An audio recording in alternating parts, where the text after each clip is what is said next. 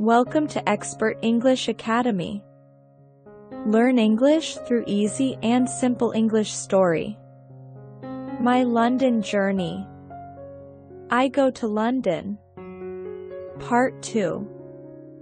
Our teacher asks if anybody else tried to practice shadowing. 3 students raise their hands. One of them is the student from South Korea.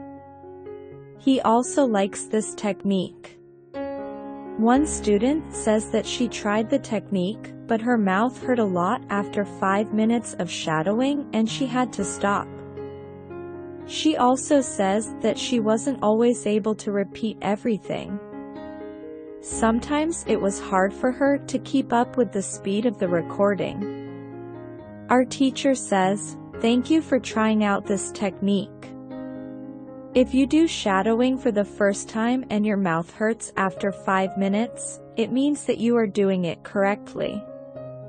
Your muscles need to be trained to this new way of speaking. It is like going to the gym for the first time. Your muscles can hurt if they are not trained. If your mouth's muscles hurt, you can take a break after 5 minutes and continue a bit later.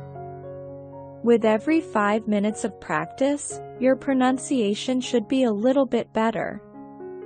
Shadowing has also other advantages. You practice the correct pronunciation in English, and you also practice other things such as intonation, rhythm, and connecting words in whole sentences. I know that at the beginning, the recording can sometimes be too fast. If this happens, you can repeat only the first or the last word in the sentence. With practice, you will be able to repeat more. I agree that it is true. On Saturday, when I started with shadowing, it was quite difficult for me. Yet by Sunday evening, it was quite easy to repeat what I heard. Then I have a question for our teacher. I tell her that I looked at www.grammarinlevels.com. The website is interesting, but I don't know what level is for me because I don't know how many words I know in English. Our teacher asks other students if they know how many words they know in English. It is interesting to see that nobody knows. We know that we are intermediate students, but we don't know how many words we know. Our teacher says there is a website for people who study foreign languages. You can do a test there. You can find out how many words you know. The test has only 2 steps, and it is really simple. The name of the website is www.testlanguages.com. You can do the test every month and you can see how much you improved during that month. If you want, you can now take out your smartphones and you can go to that website and do the test. I want to know how many words I know. I do the test immediately. I see that I know 2,100 words in English. Most of the students know between 2,000 and 2,200 words. Only Monica and the boy from South Korea know 2,500 words. Our teacher says, so, you can see that when you go to www.grammarinlevels.com, you should already know grammar from level 1 and level 2. You can start using grammar from level 3 because level 3 is for students who know between 2,000 and 3,000 words. On Tuesday, I go to school again. One student asks our teacher an interesting question. She says, "I would like to practice speaking with people around me, but I am afraid of making mistakes. I don't want to look stupid. Can you help me?" Our teacher says, making mistakes is a very interesting topic. There are a lot of opinions on it. I want to show you what I believe is the best approach. I have a lot of experience with this because I also learned new languages. I still continue doing it. For example, now I am learning Spanish. When I speak Spanish, I don't care if I make mistakes or not. The reason why I don't care about mistakes is simple. When I learned my native language, I didn't care about making mistakes either. So why should I care now? My main goal when I use any language is to express my ideas. That is all. I know that when I read a lot, speak and do shadowing, my Spanish will be better and better. I know that this can sound incredibly simple, but it is my opinion. This is what I have found after many years of both teaching and learning languages. It works very well for me and many of my students. When I speak, I only concentrate on speaking. At the moment, I know 1,500 words in Spanish. It is the level of a 2-year-old child. 2-year-old children make a lot of mistakes when they speak, but they don't care about their mistakes. They continue using their native language, and when they are 3 years old, they make very few mistakes, and when they are 4 years old, they already speak very well with hardly making any mistakes. You should have the same attitude. Now most of you know about 2,000 words, so it is absolutely okay to make mistakes time to time. When you continue using English, there will be fewer and fewer mistakes in your speaking. It is not possible to get better without making mistakes. When you practice English, it is okay not to be perfect. Perfection comes with practice. Anybody who started to learn English started from the beginning, from the same level, which is level 0. Learning languages is like learning to play a musical instrument. It needs to be trained. When you start your training, it is not perfect at first and you make mistakes. It is normal. Take it as a necessary part of your learning process. If you didn't go through this period of making mistakes, you could not get to higher levels. By continuing to do what you want to learn, the mistakes are gradually being eliminated. If you want to make fewer and fewer mistakes, do a lot of reading and shadowing. When you read, you can read aloud. It can also help you make fewer mistakes. In real conversations, care only about exchanging ideas. Don't care about making mistakes. When you speak, you practice changing your thoughts into words. You don't learn grammar or words. You have other activities for that. Don't worry. Everybody who learns a foreign language makes mistakes from time to time, even famous people, and bosses of big companies or politicians. When you listen to these people on TV, you see that they don't care about mistakes. They care about what is important, and that is expressing their ideas. You should do the same. Does it make sense? The girl says, "Yes, thank you." On Wednesday, I go to school again. At the beginning of the lesson, one student says, "I started to read more. I feel that it is good for me. I can see how my grammar is better, but I have a problem. When I read, I look up a new word in a dictionary. Then I continue reading. Sometimes when I see the same word again only 10 minutes later, I don't remember the word and I have to look it up again. Can you help me to remember the words better?" Our teacher says that it is an interesting question and she gives this explanation. It is absolutely normal that you don't remember the new word immediately. Usually, you will have to look up the word 5 times before you remember it. There will be also words that you will have to look up 10 or 15 times. These words are usually verbs. When we learn a new word, the word goes through phases.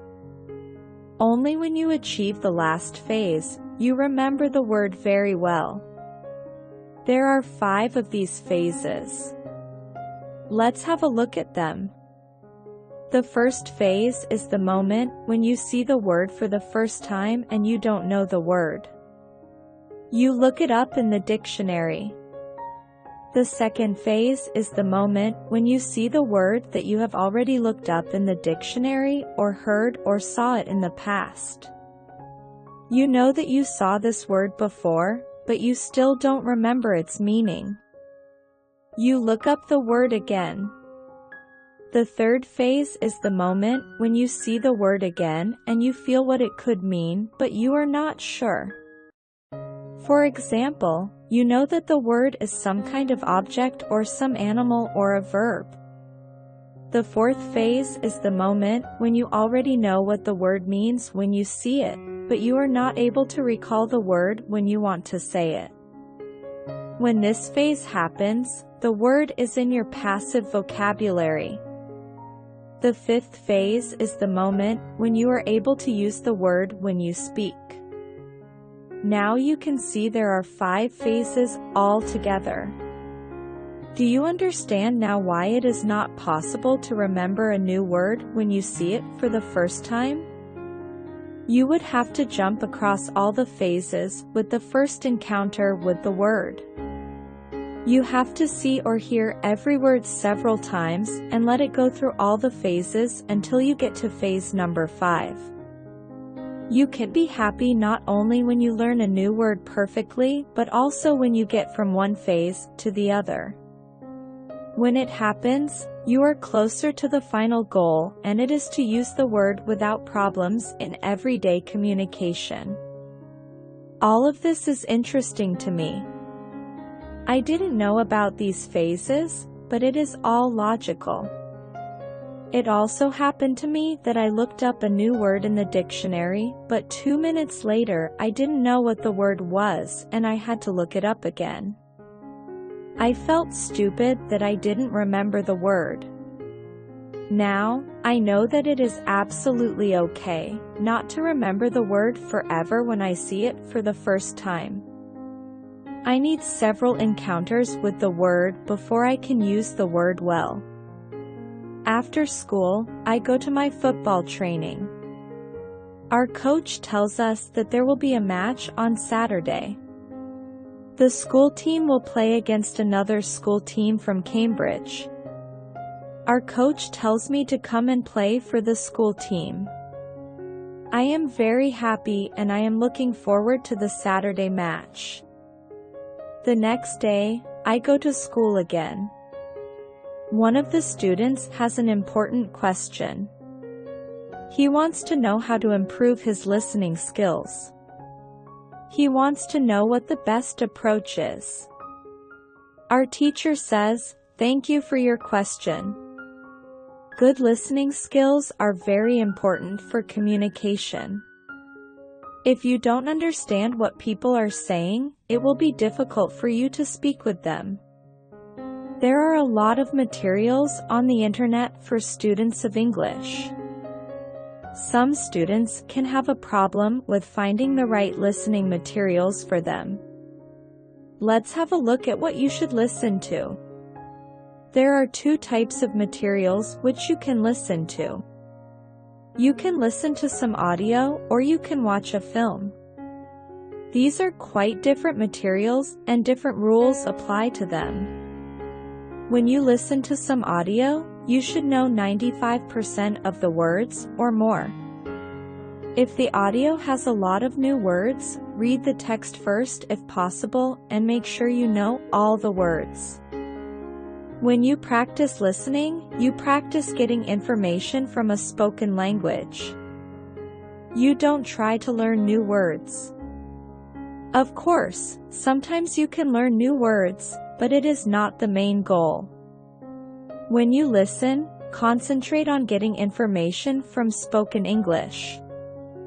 It is important to use materials at your level of English. For example, you can use books in simplified English which contain an audio recording. I really recommend these books to you. They are fantastic because you can choose a book at your level of English.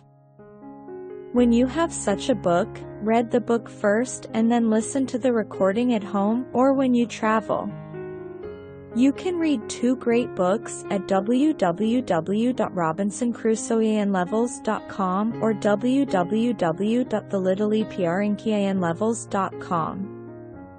You can also visit www.newsinlevels.com if you like listening to the news. All these materials are in 3 levels of English. The second type of materials for listening practice are films and videos on www.youtube.com. These are also great. You can start using them when you know 2,000 words in English or more. This is what you should do with a film. Watch it for the first time with subtitles so that you know what the film is about. Then watch the film without subtitles. If you like the film very much, you can watch it more than once. When you watch one film many times, with every view, you will understand more. It is also good to watch videos on the internet about interesting subjects. For example, if you like nature, you can watch documentaries about nature. You can also watch reality shows. Reality shows are much easier to understand than films or documentaries because the structure of the show is usually the same. It is necessary to have at least 30 minutes a day of listening.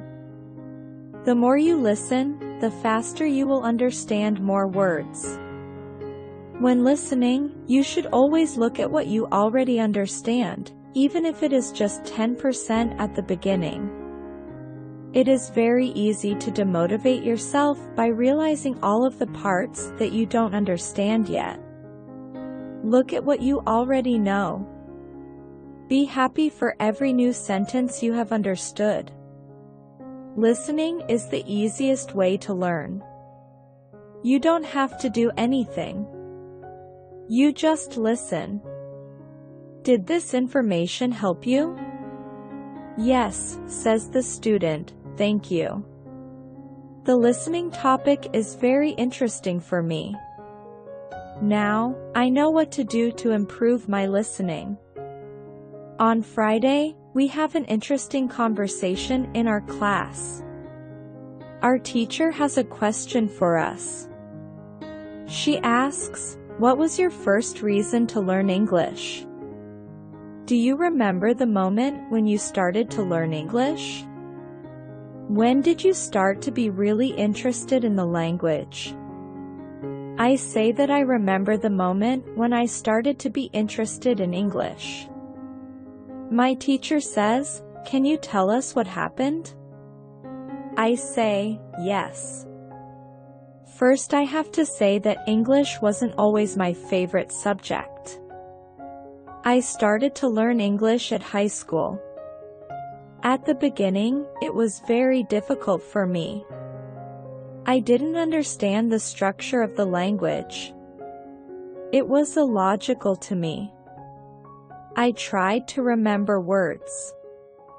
I tried to learn grammar, but it was very hard. When I finished high school, I was still only a beginner. I couldn't speak English and I believed that I would never learn this language properly. I simply believed that English wasn't for me.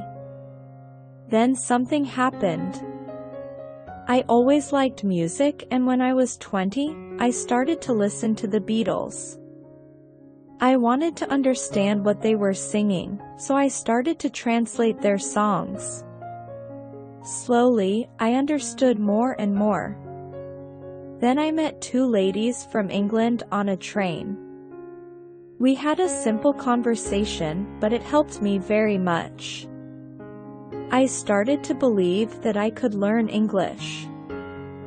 From that moment on, I was working on my English almost every day and I was getting better and better. Then I decided to go to England and improve English here. My teacher thanks me for sharing my story. She also tells me, "Here is something very interesting about your story. You are still you. The first you didn't have motivation to learn English. The second you had a motivation. You wanted to understand songs. You can see that motivation is very important. When you have it, you can succeed. When you don't have it, it is very hard to be successful." Then our teacher asks everybody in the class about their motivation to learn English. The stories are very interesting. One girl's motivation is to be able to read historical books in original English. One student wants to be a professional tennis coach in England. He wants to speak perfect English before he starts his career as a coach. One woman wants to work for a big international company and she needs English for her job. I can see that everybody has some kind of motivation to use English in real life or to get information from books. At the end of the lesson, our teacher asks us if we like English. I say, I didn't like English at my high school, but now I like it a lot. I can see how useful it is to know this language. Our teacher says, this is another important factor when you learn a new language. It is good when you like something which is connected to English. It can be people, music, culture, or history. If you like English, it is easier for you to learn it. If you want to be able to communicate in English, it is good to know 3,000 words or more. If you don't like English, it is more difficult to find time to practice enough to get to the level of 3,000 words. I can agree with my teacher. Now, I like not only the Beatles, but also my teacher and my boss who is also English. I also like English humor. Now it is much easier for me to find time to practice English every day. On Saturday, I go to play football for my school team. We have some very good players on our team and we win 3-2. We are all very happy. We go to the pub after the match and we celebrate our victory. During the next lesson, one of the students asks our teacher this question, "You told us that it is good to know 3,000 words. Where can I find these 3,000 words that are the most important for me to learn?" My teacher replies, "You can Google a list of the 3,000 most frequent words in English, but such a list will not help you much. When you start to learn words from this list, you will learn words outside the context. You will learn the words that are not connected with any story. You will not learn what other words are connected with these words in sentences. You will learn them in your short-term memory. This system works only for some words. These are basic words which describe things and people around us, for example mother, father, apple, blue, orange, dog, cat, book, car, house, city, boy, girl, water, cinema, or paper. These are words which represent something that you can imagine easily. For example, when you learn the word dog, you know immediately what it is. You have a clear idea in your head what the word means. Yet when you want to learn words such as appreciate or suppose, this system doesn't work well.